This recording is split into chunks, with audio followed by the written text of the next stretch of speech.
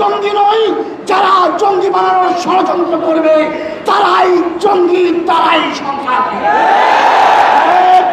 আমরা দেশ স্বাধীন করেছি, প্রয়োজনে বাংলাদেশকে এবং স্বৈরাচারের দোষর মুক্ত করার জন্য আরেকটা লড়াই করব, আরেকটা জাগের আহ্বান করব, তাজা রক্ত দিব, জান দিব, বাংলাদেশকে ওই দূষণদের স্বৈরশাসকের দূষর মুক্ত করেই ছাড়ব ইনশাআল্লাহ।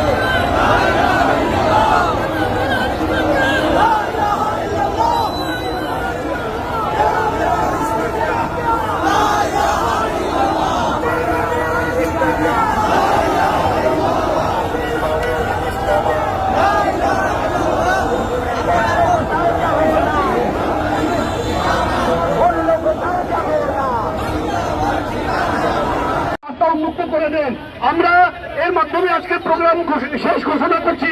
সুবহানাকাল্লাহুম্মা ওয়া বিহামদিক আশহাদু আল্লা ইলাহা ইল্লা আনতা আস্তাগফিরুকা ওয়া আতুবু ইলাইক।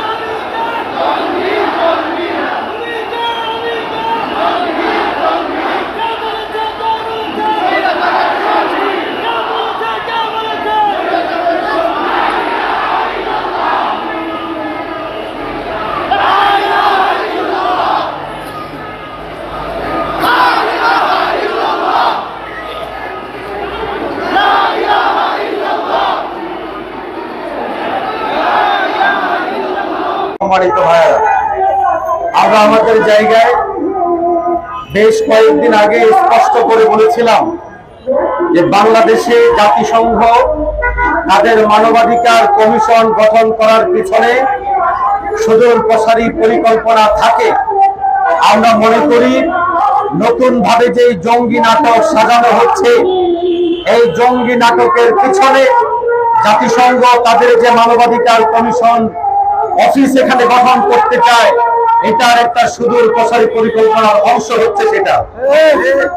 সংগ্রামী সাথী ও বন্ধুগণ, আমরা জানি কিছুদিন আগেই আমাদের স্বরাষ্ট্র উপদেষ্টা স্পষ্ট ভাষায় বলেছেন এই দেশে কোনো জঙ্গি, এখন আর কোনো জঙ্গি নাই।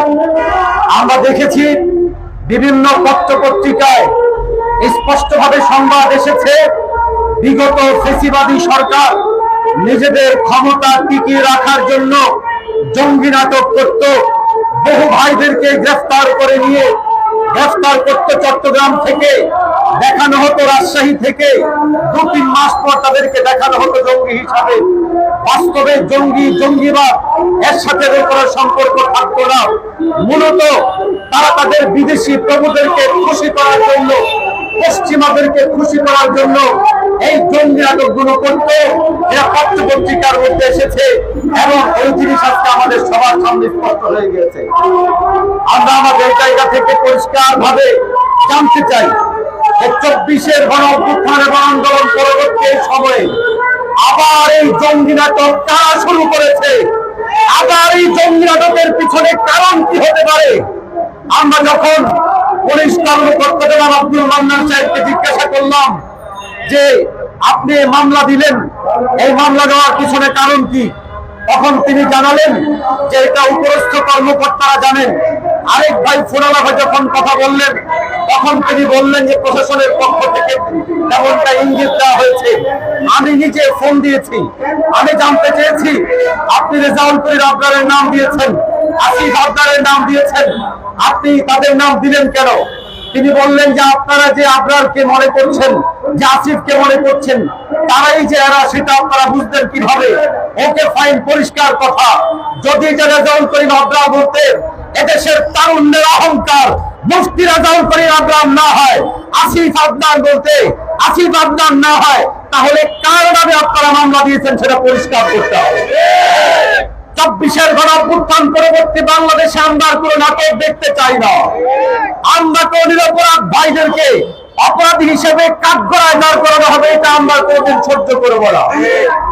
প্রশাসনের পক্ষ থেকে আমরা পরিষ্কার বার্তা জানতে চাই, আপনারা জঙ্গিবাদ বলতে কি বোঝেন, জঙ্গিবাদ বলতে কি বোঝানো হয়? আমরা বিগত সময় দেখেছি ফ্যাসিবাদী শক্তি নিজেদেরকে মজবুত করে রাখার জন্য, নিজেদের শক্তিকে সমৃদ্ধ করার জন্য জিহাদ ফি সাবিলিল্লাহকে জঙ্গি হিসেবে আখ্যা দিত। নতুন করে কলেজ ইউনিভার্সিটির কোনো ভাই যদি টুপি পরা শুরু করে সেটাকে জঙ্গিবাদের চিহ্ন হিসেবে আখ্যায়িত করা হতো। যদি কোনো ভাই প্যান্ট উপরে পরা শুরু করে সেটাকে জঙ্গিবাদ হিসেবে আখ্যা দেওয়া হতো। যদি কোনো ভাই সুন্নতের উপর চলতে আরম্ভ করে সেটাকে জঙ্গি হিসেবে আখ্যা দেওয়া হতো। আমরা আমাদের জায়গা থেকে স্পষ্ট ভাষায় বলি, আজকের দিনে যদি আপনারাও সেগুলোকে জঙ্গিবাদের চিহ্ন হিসেবে ধারণ করেন, তাহলে এদেশের 90% মুসলমানের প্রত্যেকেই আপনাদের জঙ্গি মনে করতে হবে। জিহাদ আমাদের হৃদয়ে লালিত বিশাল স্বপ্ন, জিহাদ ফরজ বিধান। জিহাদের কথা বলে কেউ জঙ্গি হতে পারে না, জিহাদের তামাক পালন করে কেউ জঙ্গি হতে পারে না। এটাকে জঙ্গিবাদের চিহ্ন আখ্যা দেওয়া আমরা মনে করি বেঈমানদের পক্ষ থেকে এক পরিকল্পিত চক্রান্ত এবং ষড়যন্ত্রের অংশ। সংগ্রামী সাথী ও বন্ধুগণ, আমাদের বক্তব্য অত্যন্ত স্পষ্ট।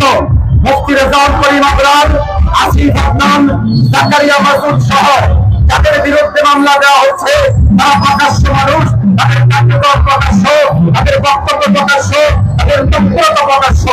এখন আমাদের জায়গা থেকে জানার বিষয় হলো, কেন আপনারা মামলা দিয়েছেন, কি কারণে মামলা দিয়েছেন? এই মামলা দিয়ে আপনারা ইনশাআল্লাহ টিকতে পারবেন না। আগামী অল্প সময়ের মধ্যে গোটা দেশে আগুন জ্বলে উঠতে, সেটা আপনারা সহ্য করতে পারবেন না। আমরা আমাদের জায়গা থেকে স্পষ্ট ভাষায় জানিয়ে দিচ্ছি, জঙ্গিবাদী তকমা দিয়ে নতুন ভাবে যে ইসলামের স্ফুলিঙ্গ তৈরি হচ্ছে, বিপ্লব তৈরি হচ্ছে, জাগরণ তৈরি হচ্ছে, এই জাগরণকে আপনারা কোনোদিন বন্ধ করতে পারবেন না।